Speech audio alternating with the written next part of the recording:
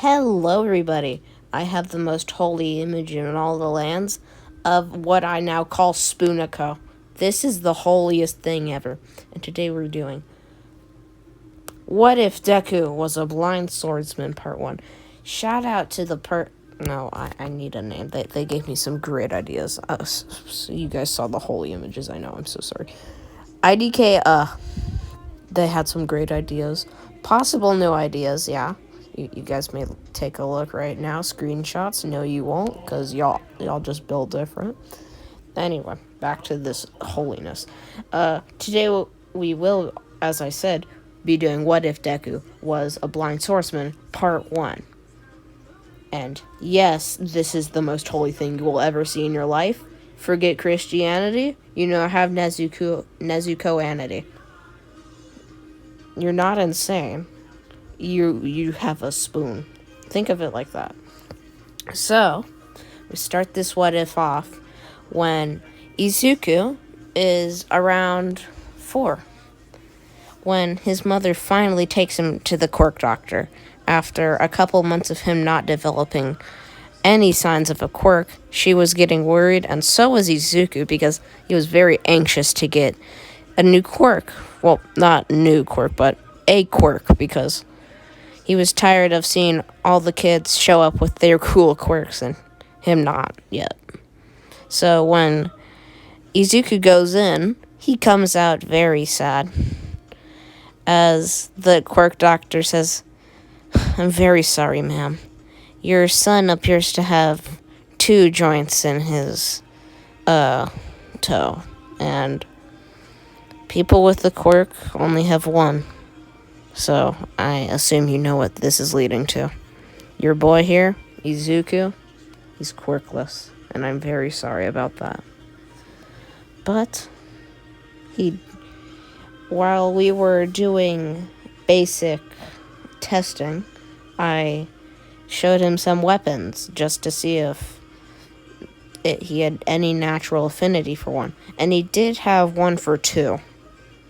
A spoon that was oddly large, and a sword.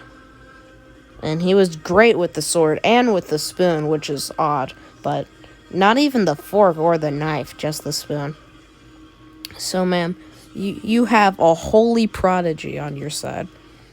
I mean, if I've seen anything in the past 60 years I've been working here, is that spoons are amazing. Well, I mean, the last guy that came in here with a spoon quirk was the #1 hero a couple years ago. Draw back to that one what if you guys know what I'm doing. The OGs remember. So yeah, as Izuku says, "So what's that mean, mister? Do I have a good quirk or not?" As Inko says, "Izuku, you're quirkless." As Izuku was broken, basically. His spoon broke. Very sad. As Izuku went home from that, and he was very, very sad. And Inko didn't try and boost his confidence. She just stuck in there with him. So when he went home that next day, he came over there with nothing. As Bakugo's like, "Oh, so you don't have anything attached to your body. Izuku, what's your quirk?" As Izuku says, "I don't have one." As Bakugo says, "What do you mean you don't have one?" "Oh, you don't have a quirk like me." So, weakling, what's your use then? As Izuku just starts tearing up and says, "You're rude," as he runs over to the teacher and, tattletale. No, he's holy in this what if. We can't be calling Izuku names when he got Spoonico on his side. This is the new mascot for the channel. I'll be right back, guys. Okay, now the entire channel is Spoonica. You can't stop me. So, thank you to IDK, with all caps, and the exclamation mark on the end. You are now in the channel's Spoon of Fame.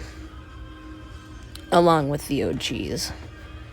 So, we continue it off as for the next couple of years, Izuku was bullied, but there was one thing that allowed him to persevere. Well, two things. His affinity for swordsmanship, which he also trained on because he had nothing else to do. He's Izuku, guys. And the spoon. Yeah, he used a massive spoon as a weapon also. His main weapon was the spoon because, come on, look at this holiness.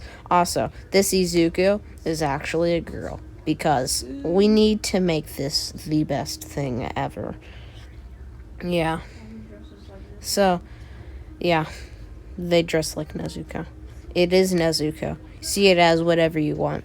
This is best. This you can't save me now. So, when Izuku arrives at middle school on the last day, a completely changed girl. She walks in as Bakugo looks over and says, "Why do you have a spoon as spoonica?"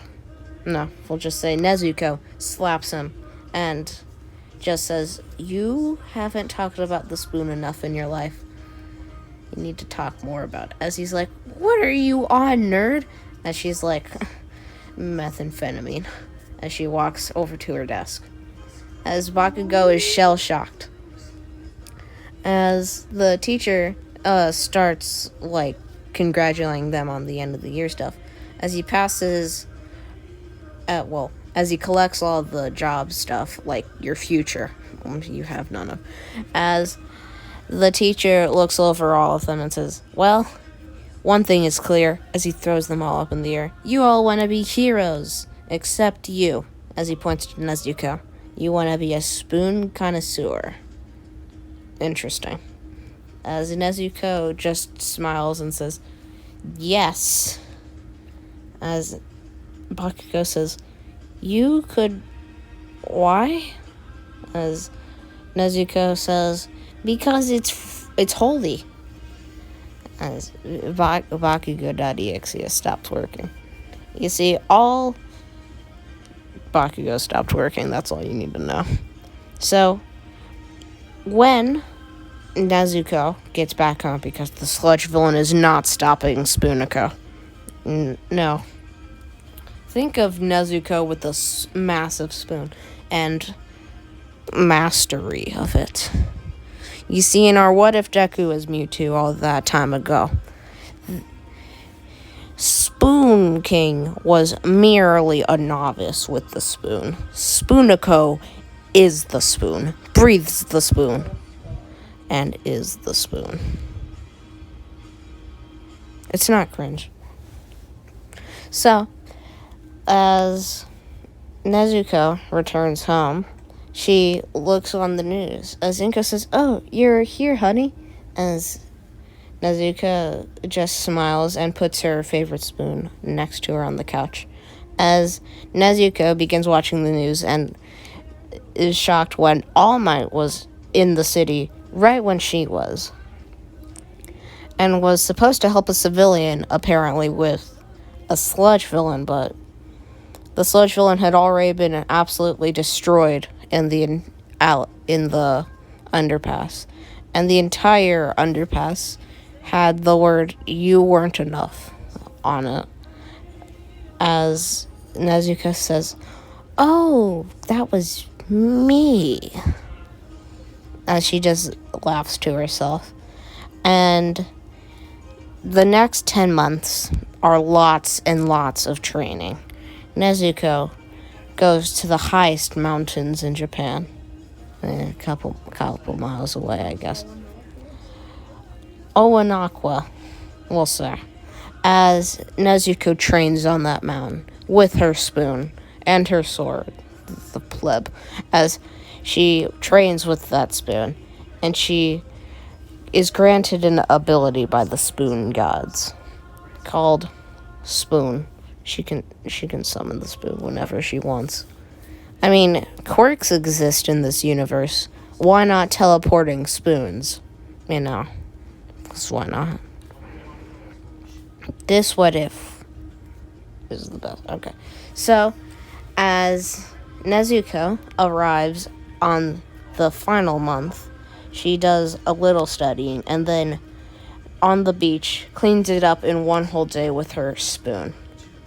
With her powers, she makes it massively big and just scoops it up and throws it somewhere.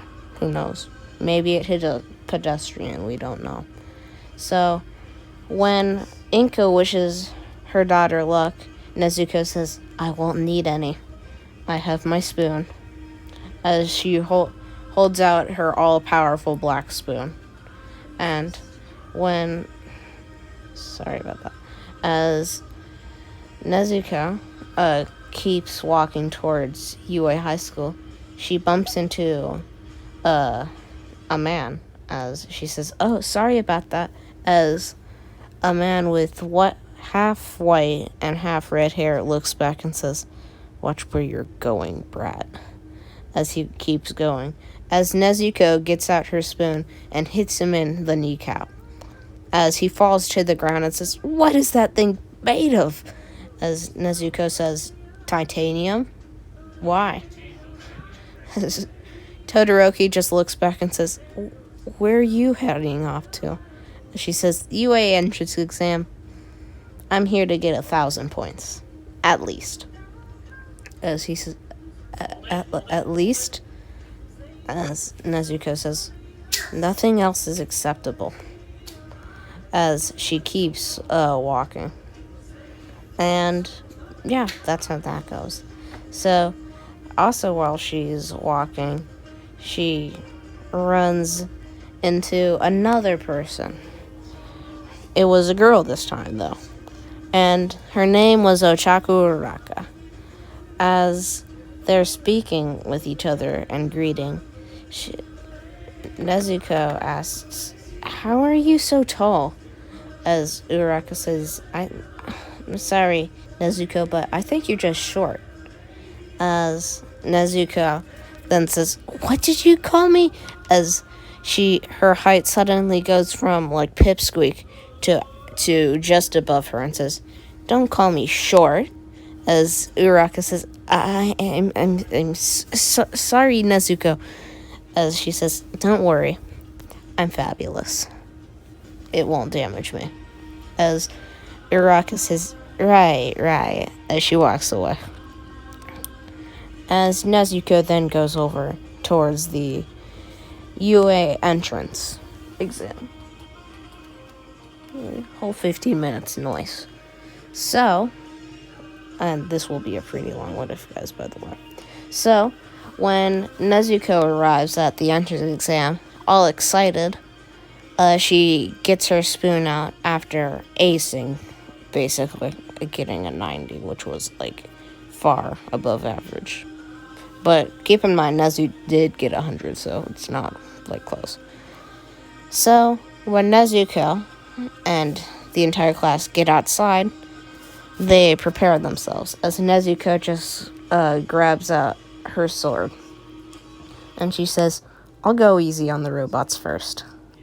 As she gets 2 swords out and holds them.